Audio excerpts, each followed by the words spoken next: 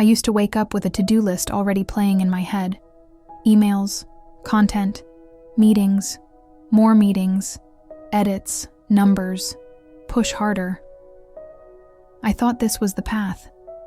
That being productive meant being successful, and success meant being constantly on.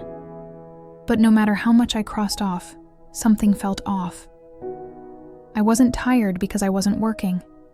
I was tired because nothing felt meaningful. Eventually, I burned out. And that moment forced me to ask a hard question. What if productivity isn't about doing more, but about doing what matters? Part 1. The culture of busyness. We live in a world that equates value with output. The hustle culture tells us we have to be always working, always doing. We glorify busyness as if it were a badge of honor. We say things like, "I've been swamped. I barely slept. I didn't even have time to eat." And we wear that as proof of our dedication. But here's the thing. Busyness doesn't always mean effectiveness. And it definitely doesn't guarantee fulfillment. In fact, constantly chasing more can actually leave us feeling less grounded, less present, less human. We've confused being busy with being valuable. We've let ourselves be tricked into thinking that if we're not in motion, we're falling behind. But there's a cost to this speed. It erodes our focus. It fragments our attention. It disconnects us from presence. And worse, it disconnects us from ourselves. Burnout isn't always loud. Sometimes, it's a quiet detachment, like going through the motions, chasing a finish line that keeps moving further away. And often, it comes not from working too hard, but from working without alignment. We don't pause to ask, why am I doing this? We don't question whether what we're building is something we even want. Productivity becomes a treadmill, fast, repetitive, exhausting, with no real destination in sight. That's not success. That's survival mode in disguise. And yet it's what so many of us accept as normal, because slowing down feels like falling behind in a world that rewards speed over substance. It's time to change that narrative. Part 2. The paradox of productivity. Productivity, in its purest form, isn't bad. It helps us move forward. But when it becomes the goal instead of the tool, it turns toxic. We start measuring our days by how much we did, not how we felt, or who we helped, or what we learned. We become machines chasing output, rather than humans seeking purpose. We think we're optimizing, but we're actually narrowing our lives into metrics. How many hours worked? How many emails sent? How many steps taken? How many views, likes, or clicks? And the paradox is this. We push ourselves to be more productive to feel accomplished. But the more we push without purpose, the more disconnected we become from the very things that make us feel alive. We say we want fulfillment, but we settle for efficiency. We crave meaning, but we worship motion. And slowly, we lose the plot. We forget that productivity is supposed to serve us, not the other way around. Purpose doesn't slow you down. It anchors you. It filters out the noise. When we align productivity with meaning, everything changes. We stop asking, how much can I get done?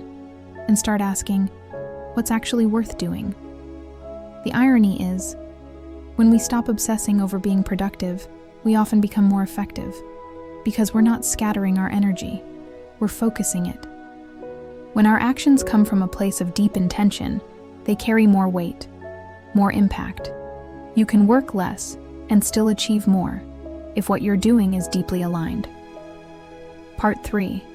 Reframing effort. From busyness to meaningful impact. This is where the real shift begins. What if we saw effort not as something to maximize, but something to direct? Instead of cramming more tasks into every hour, we become more selective with our energy. We learn to say no to what's urgent but unimportant, and yes to what feeds our long-term purpose. Reframing effort means redefining success. It means understanding that sometimes less is more impactful. Let me give you a real-life example.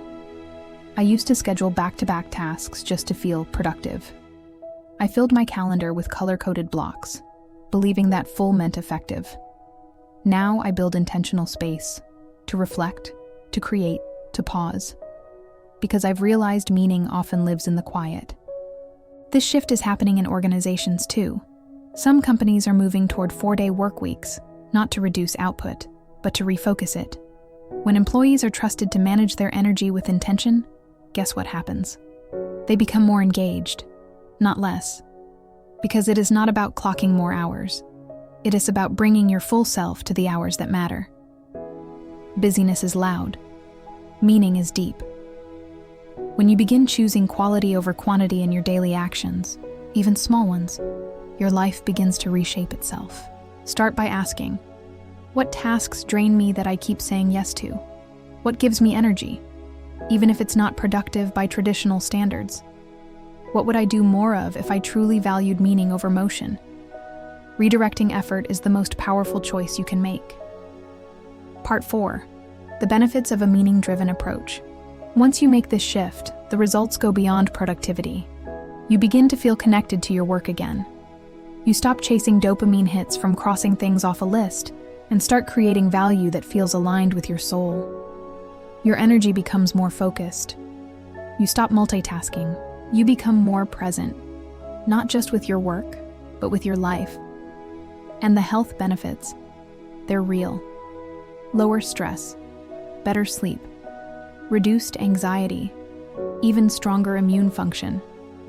Because you're no longer running on fumes, you're running on purpose. Meaning doesn't exhaust you, it sustains you. Here's something else. When your work feels meaningful, you're more creative, more resilient. You can withstand setbacks because you know why you're in the game. You're not chasing shallow validation. You're rooted in intrinsic value. Relationships improve too. Because when you stop viewing people as interruptions to your to-do list and start seeing them as part of your purpose, connection deepens. This isn't idealism. It's realism with soul. A meaning-driven life isn't about slowing down to a crawl. It's about walking with intention instead of sprinting in circles. Part 5. Embracing a more balanced path. So what does this look like in real life? It looks like defining your core values and letting them guide your priorities.